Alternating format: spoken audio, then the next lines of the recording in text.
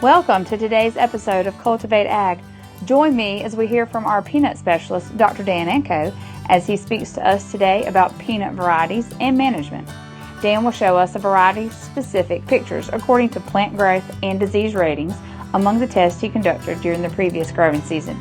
He also highlighted several high oleic varieties with white mold resistance that boasted somewhere of 5,000 pounds per acre. Alrighty, Dr. Anco, take it away.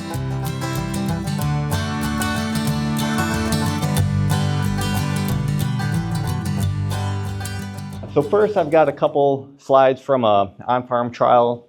We conducted this one over at Rob Bates's place in Barnwell County. And we were looking at, four of the different runner varieties that have been released recently. We always like doing a lot of different variety trials over the course of the year. And so we wanted to look at these on a little bit larger scale. I think these were about 250 or so feet. And so we were looking at Georgia 16HO. That was kind of like our reference variety there. Flow Run T61, that's kind of the new one out of Florida that's going to be replacing 331. Flow Run 52N, that one's not high oleic, but also a new one out of Florida. And then AUNPL 17 there. So this one was planted, the third week of May, so May 23rd. That was right after we had that cool wet spell. And so it was still a little bit wet when we were getting in there, but it was dry enough to get the tests planted and everything too. So as everyone remembers, last year we had a cool start to the year, and so the stands were overall kind of left some room there to be desired there. But nevertheless, we went in, did stand counts, 2 different times, 2 weeks after planting and then about 3 weeks after planting, just to kind of compare relative vigor of these different varieties. And first off, at about 2 weeks after planting, Flow Run T61, that had the most vigor, the most plants emerged compared to these other varieties there. Although then when we look at the next rating another week after that, 3 weeks out, then for the most part, everybody else kind of caught up to T61 with the exception of AUNPL 17. That one still kind of lagged behind a little bit here in this test. Here's a couple pictures. This was when we went in and did virus rating. So right at about 70 days after planting, kind of right before halfway through the season right there. So a couple big picture items here. One of the things we can see just comparing the different varieties is how the canopies compare to each other. AUNPL 17, a little bit smaller, a little bit longer time closing the rows there compared to T61. T61 kind of got up going pretty good early on, and it continued its canopy growth going in through the end of the season. And pretty much the same statement here can be made about Flow Run 52N on the right, a little bit larger canopy there compared to 16HO on the left. For the most part, even talking to some other farmers, how 16HO has performed on their farm in previous years, it tends to more or less be similar to what we see with Georgia 06G as far as a little bit slower growing for the canopy at the beginning of the season. Oftentimes it catches up and does just fine, especially with yield too later on. But as far as overall that kind of vigor early season, it's some of these other Florida lines tend to show a little bit more growth energy going on early on. We dug the test 146 days after planting and then harvested it about 20 days later. There was a lot of deer pressure in this test, but before we get to that, we'll look at the virus ratings over here on the left. And for the most part, this one planted towards the latter part of May. Due to the flight patterns of the thrips, they're inherently at a little bit less of a risk for thrips injury and then virus infection as a result of that feeding. So overall, our total level of virus was pretty tempered overall, right at about 5% or so or less. But what we do see, even with that being the situation, we see the resistance from T61 also having an effect here based off of those conditions. They had a little bit less than half as much virus here in this test, about 2% incidence. That's nothing to get worried about compared to right about 4.5% to 5% for some of these other ones. And even that's nothing to really write home about, but it still is a good illustration of the comparative difference in the variety resistance there. Also, just another point of reference, this test was planted with AgLogic. That helped to be consistent with some of the other fields that we're taking a look at. And that usually has pretty good performance. We don't see as much of a response with regards to tomato spotted wilt management as compared to 4-8 or Thimet, for example, but we still see a better result than we see with something like imidacloprid going out in furrow. Even though it is granular, so I know sometimes folks cross that off the list due to that, but in any event, that's what we saw there. These 4 varieties, they all had about the same amount of pod maturity. When we blasted them all, everything got dug at the same time, 146 days after planting. They were all sitting right there at about the 69 to 72% orange brown black pods. As far as yields were concerned, there was a competitive performance of the 3 of them. There's 16HO, T61, and 52N. We did see a difference of those 3 versus AUNPL17 in this test in this year, in part probably due to some of that growth of the AUMPL. That one's canopy overall, even in a better growing year, is a little bit smaller than what we see for some of these other varieties. And that plus the deer feeding probably compounded on top of each other. In any event, we saw a 700-pound difference between the AUMPL and these other 3 varieties. So, that's always one test, and each test has something unique to offer compared to any other test that we might look at. But, at the same time, we're kind of interested in how consistent these different varieties are over a large number of tests. And so that's what this slide is doing. This is basically pulling over all our different cultivar test data over the years. And so we've got 2 different numbers there in purple. To the left of the orange dot, that's the number of trials going into that number. And then the yield overall, taking into account some differences in the test. That's what we see out there on the right. But again, just taking a big picture look at this. If we look at the top 5 varieties here, they've been pretty consistent to what we've seen in previous years. Georgia 16HO, 297, 331, T61 being competitive right there too, and then Georgia 12Y. Tough Runner 511, not a big difference there compared to those other 5 varieties, but we are seeing less availability of that one and less growth, less production of that variety on farm in recent years. So I tend not to worry too much about that one. All 5 of those, with the exception of 12Y, are high oleic. 12Y is normal oleic, if that's something of interest. But 12Y has a lot of good things going for it. Still has the best white mold resistance of available runners that we have today. T61 has a touch of white mold resistance as well, and we'll talk a little bit about that later on too. Overall performance, that's all good, and something that we do want to keep in mind. The other flip side of that is the practical availability of these different varieties.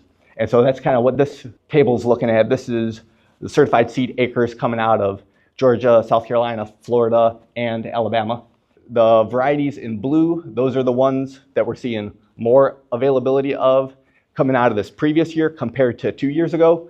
So we should see more availability of Georgia 12Y and then 16HO compared to 2022. We don't plant a lot of TIF-NV high OL in the state. It's got some good characteristics, but we also don't have a lot of root knot nematode on peanut that we're aware of. That variety, we're seeing less availability of that one, in part too, just because it's being replaced with TIF-NV HG, which has some other good yield characteristics as well. But anyway, that one's kind of going out on the side. Tough Runner 297 looks about stable as far as what we've seen for certified seed acres coming out of 23 compared to 22. And then Flow Run 331, that's worked good for us on farm in a lot of situations. We're seeing about a little bit less than half of the percentage of seed acres from this most recent growing season compared to 2 years ago. Some different characteristics for that one. Part of the reason probably for seeing that one becoming less available, again, just having the continual release of new varieties, we're kind of having a transition to some of these newer ones like T61. We can't always have everything available all the time. Here's the same chart here for Virginia type varieties.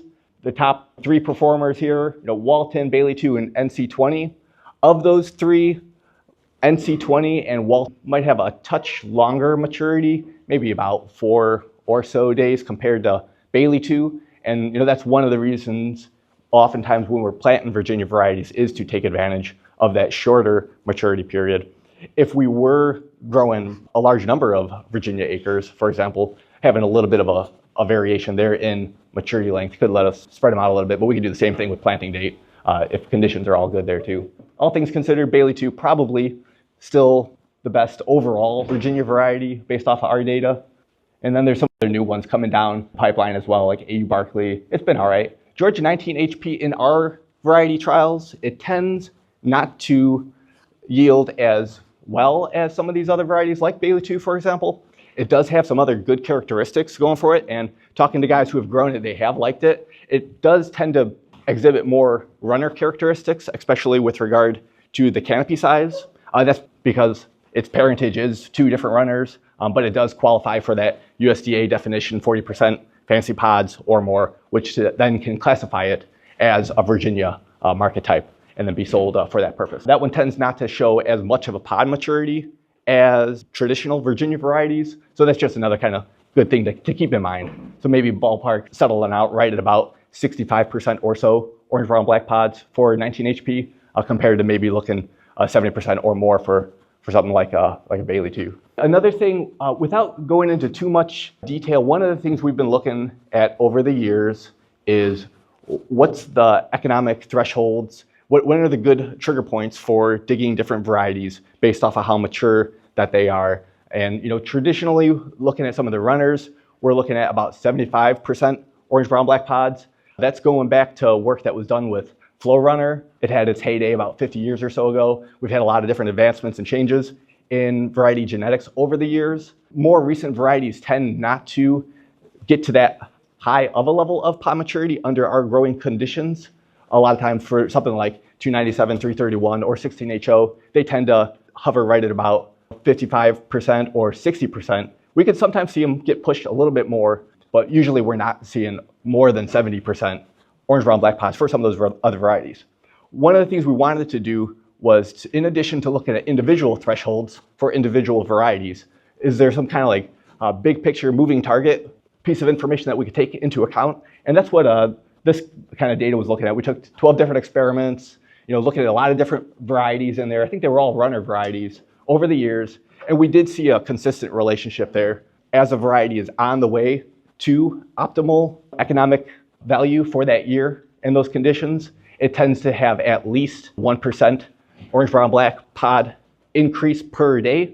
So if we were taking two different samples 10 days apart, then we would have at least about 10% of a pod maturity increase over that period of time. When they're on the way up, they're having that rate of increase. But then when they get to that top kind of plateau period, we're no longer seeing a substantial increase in the value of those peanuts. Then they kind of drop below that 0.8 or 1% pod maturity increase per day. So that's kind of like a generic, in a good way, a piece of information we could use when determining how mature these different varieties are and when it's a good time to dig them. And one of the other values of that is, particularly if we get one of these like monkey wrench years like we had in 2019, where we have drought conditions, even if we let them sit out there forever, then they're not gonna get up to that high characteristic level that we might normally see for pod maturity. But when we can kind of look at how it's progressing over the course of that growing season, then we kind of see when it's tapering off.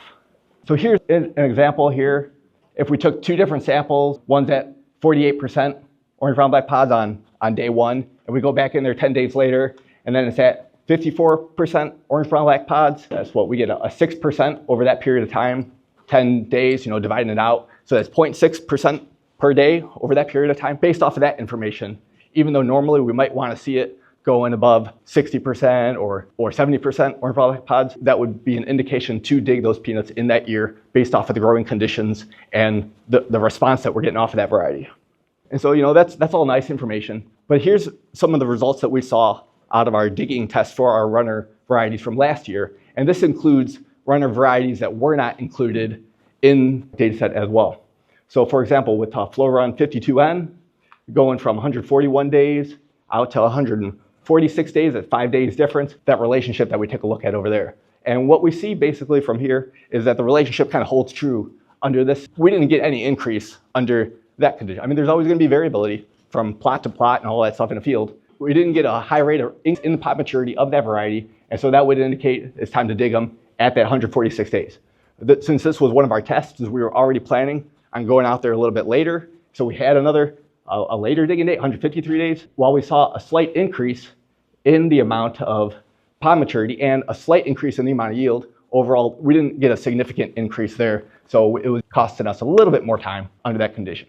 Now, these are just the yield numbers. I need to go back and turn around and add in the grade data so we can look at economic value. That's the relationship that our previous kind of data set was showing there. But we do see it kind of translating here as well for 52N there. We didn't get any difference for T61 or 20 VHO based off of last year's growing conditions in this test. For Georgia 21 GR, if we looked from the first two digging dates, 5 days difference there, then we're getting more than 5% over the course of those days. So we would leave it out there, and that ended up working out good. We didn't see a yield benefit in that particular period of time there, but when we let it sit out there longer, based off of that, a difference in the pods, then we end up getting a greater amount of yield at the end of it when we were there at 153 days. So that was nice to see that being consistent in that situation. Just kind of switching gears here. There's always a lot of different products out there. This was one that we wanted to take a look at. We saw advertisements in, I don't know which magazine it was, maybe Peanut Grower or something like that. So this was one of those like seaweed compounds that we could put out there. A couple different ways we could look at it. This was Guarantee Complex. It's a mixture of some different microbes in there. And so we put it out 2 different ways. We put it out in furrow there, and then we put it out only as a broadcast treatment, going out at 30 days and at 45 days. If you remember years back, Jay Chapin, he used to like to put in like a beer comparison. So we didn't do that one, but we put in like, spent coffee grounds, kind of getting at the same thing here. So we did that both in furrow at about the same amount of rate, and then doing the 2 broadcast treatments as well. Just to kind of see, I think it was advertised for maybe improving stand emergence and overall yield benefits. So I think we replicated about, at least 5 times. But anyway, we took a look at some different things. We didn't see any differences with, how many plants are emerged at 13 days or again at about 3 weeks after planting. Everything right on par with each other, no benefit there. And no real difference with the tomato spotted wilt in that test as well. And then same thing when we get to yield, no difference, good or bad, based off of these varieties or based off of these different treatments. I'm glad to acknowledge this is only 1 year data, right? There's always more different environments out there, different growing conditions and everything. It is nice to be able to see cost return if we're going to be paying more money for a product, to be able to see it translate into a consistent response with yield improvements later on. Switching gears again, looking at some leaf spot data. This was one, not to spend too much time on it, but something that peanut community as a whole and myself also have been very excited about, looking at some of these newer varieties that have extreme amounts of resistance to late leaf spot, and they're being described as being able to be planted and managed without spraying any leaf spot fungicides. And so we did a test where we did that. We compared 3 of these resistant lines to 2 controls that we have, like O6G and Georgia 16HO. Half of them were grown without any fungicide. The other half were sprayed with about 6 applications of a Bravo plus 4 tebuconazole out there. On the left is a Bravo tab, a real good looking canopy. And on the right, at 121 days, we're seeing a lot of defoliation there based off of this. So this was almost kind of getting into the situation almost as if we weren't having a rotated field, right? We did rotate the field for soil purposes. We took all the debris and the trash from the peanut that was grown in a neighboring field last year and then moved it into there during the dormant season. So it was like it was not rotated there. Here's the defoliation results at about 140 days. Everything that had a fungicide on it all looked real good. Basically no defoliation out there. Everything else non-treated, we saw more than 90% defoliation there. So again, this is just 1 year data. We might see different things under different conditions, but based off of this at the same time, I think it's also important not to ignore what we do see. Based off of this, we still saw benefits applying the fungicides based off of this growing condition. We might see better outcomes if we had better rotation and perhaps an earlier planting. I have seen data from other states too where it does look good in those situations, but nevertheless, we were seeing a disease breakdown there. We have a lot of different fungicides for managing leaf spot and white mold too. Here's where we're still talking about leaf spot. For the most part, if we keep to a 15-day interval, we could see differences between different fungicides. But under this test here, we got a lot more flexibility with our choice of individual fungicide product when we did stick to a 15-day interval schedule. We did start to see some breakdown here. That B treatment there, that's having 2 extended intervals of Moravis and Elatus going together, so having about a month in between fungicide applications during those cases. We didn't have to go back many years where that was a highly effective treatment and having an advantage for cost return compared to some other treatments. But again, based off of this test in this year, we're still seeing some breakdown there. This one didn't have any differences in yield here overall, which we don't always see differences in yield, but sometimes we do. Here's another test. It was in the same field. Again, this one was looking at a Virginia variety, Emery, which is more susceptible than runners like 16HO, for example. But again, we're seeing the same situation here as far as total disease control is when we get away from a 15-day program, which here is Bravo and Excalia. Excalia by itself isn't really bringing a lot to the table as far as leaf spot management is concerned. It's more of a soil disease, white mold, fungicide. But when we get away from that, we start extending out our intervals. Again, it's not very surprising, but here we're seeing a great amount of increase in defoliation. Basically no difference compared to the non-treated up here, right at about 80% defoliation there compared to 13% for the 15-day program here. And in some of those cases, we did start to see a significantly less amount of yield with that extended interval under this high pressure situation. And then we kind of see some intermediate effects looking at 3-week intervals. I think there's still opportunities to use extended intervals under our management programs, but a couple of caveats there. It would work better with runner varieties that have a little bit more resistance, reduced susceptibility compared to Virginia types. And then if we're limited it to only one application, and again, if we stick to 3 weeks instead of 4 weeks, we kind of build in a lot of safeguards and buffers for our program overall, especially too, because ideally we like to think that we'll be able to get it back in there exactly in 3 weeks or 4 weeks or however long it is. But sometimes the weather kind of changes our plans for us. And so it's kind of good to have those safeguards kind of built in there too. This is the same thing. We don't have to worry about that. Briefly, I'll kind of run through some white mold stuff. General recommendations that we talk about. Sometimes we see it during the course of the growing season, either as the growth of the fungus on the left or as a hit killing the plant on the right. But some years too, it isn't until we run the digger through the field where we see that the damage has already been done. It didn't show up until we inverted the peanuts. Some general comments, of course, if we can have good rotations, especially if we've identified a field that we do have white mold issues with or stem rot, a couple different names right there. If we can have good rotation, then that's something that we can't always just buy in a bottle too. Right? So if we have at least 2 years out of peanuts or more, that's going to be better. Avoiding soybeans in our rotation. We do have plenty of guys who are growing soybeans with peanut in a compatible rotation. Most of the time, the soil disease in those fields hasn't become an issue. If we start seeing it become an issue, that's something that we can modify to kind of put it more in our favor. Again, always using resistant varieties, Bailey 2 Sullivan for Virginia types. Those have a good amount of resistance. George 12Y, that's the best runner for white mold resistance that we have available. And then also, if we don't have as much 331 around, T61, that has some resistance as well, that we can get some benefit there. And then also AU-MPL 17 a little bit. White mold risk as far as planting date is kind of the flip side compared to leaf spot, but similar to tomato spot wilt. Planting earlier tends to put us at an increased predisposition to white mold infection. Late April or like the first week of May, sometimes depending upon the year, if it's average or a little bit cooler, then we could tend to have a little bit more white mold for that. Here's a quick slide here showing variety resistance, 331 being better than 16HO, 297, and 511. And then here we can kind of see that combination of the variety as well as looking at different planting dates. We get more flexibility with resistance. Here, 331, we get about as good of a result no matter when we planted it based off of this test in late April, May 10th, or May 23rd. The varieties that are more susceptible, like 16HO or 297, then we start to see more of an effect of planting date that we get greater amounts of white mold incidence up there if we plant it either in end of April or early May, and less when we plant it in that 3rd week of May.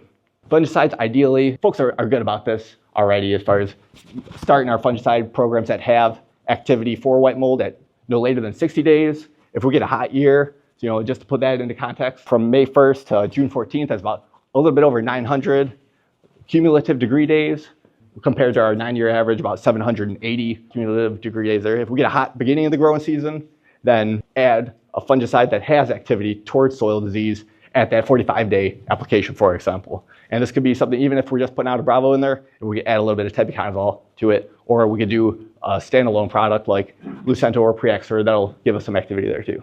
Last thing I'll talk about too is just looking at rainfall. 80% of our acres are dry land, and so that's one of the questions too this past year. Am I missing out if I'm not getting my fungicide washed in to the soil? There has been a good study that was done several years back where they do show an improvement if we can get that fungicide washed in as quick as possible. Ideally, a lot of times we're balancing leaf spot control and white mold control, so sometimes we want to let it sit out there for a little bit so that we get leaf spot control before getting it washed down. 80% dry land, most of the time, we're kind of looking to see what we can do with the rain as far as being able to schedule it exactly at X number of hours after planting. Just a couple things to keep in mind for this study. They used microplots about 3 feet wide, and then they had about 3 plants in there. And so they're sitting ballpark about a foot apart or so. It's kind of in a triangle pattern in there. They had a little bit of a sparser canopy than what we normally have on farm, planting usually at the low end, 5 seed per foot, typically closer to 6 or 7 a lot of times too. So we wanted to see what kind of results we would get over looking at a little bit larger scale. At our field trials, we had 11 different data sets here, 9 from South Carolina, 2 from Mississippi, and then we had a range of precipitation amounts falling down there, anywhere from nothing to a ½ inch, 1 inch up to 2 inches, which is good because ideally we do want to take a look at what kind of response we get under different situations. We got a good fit overall, how we were predicting it all. Comparing the different fungicides first, where we can see that top dashed line, that's kind of where we get an overlap of the performance of these different ones. And so if we're up at the high rate of those different fungicides, so either like Convoy, Excalia, or Oleic, or even Provo Silver too, which adds in the tebuconazole plus the prothioconazole there, then we do get competitive performance as far as that's concerned. Sometimes we might have a little bit more control with something like Excalia compared to Convoy or Provo Silver. There still is a lot of overlap there, which is a good thing, right? It's good to have more flexibility as far as that's concerned. And then same thing that we get over there on the right as far as yield is concerned. We took a look at adding sulfur in here too. In the past, we've seen a benefit of sulfur with leaf spot fungicides. We got no benefit there for white mold. And then another follow-up to that is, okay, if different fungicides cost different amounts, how does that amount play into our comparison?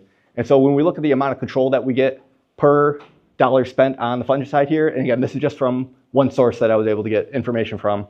If we look at the different products, the one that has the greatest amount of control per dollar spent is tebuconazole. But again, that's not the only thing we want to focus at there. It was about maybe double, a little bit over 1% compared to 0.4 to 0.6% for some of those other ones. That product, when we're applying it out there, it has a lower level of maximum control. And so while it is economical and efficient and a good product to still keep in our rotation, if we're strapped for time, for example, or we've only got so many applications to go out there too, then we get a lot more latitude out of some of these other more premium products that cost a little bit more, but they're able to deliver a greater dose of control at a time.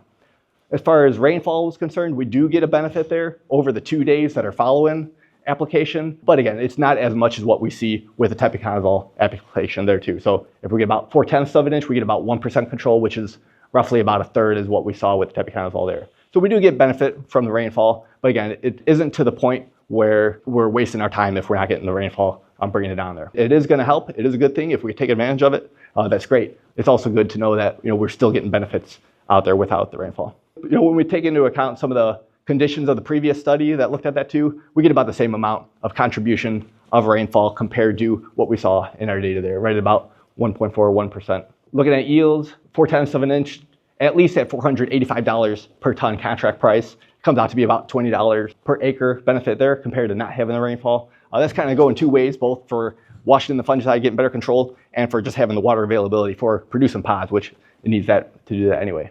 We kind of already talked about this, but if we can take advantage of the rainfall, it's great to do. But again, we're not losing everything if we don't get it washed in there.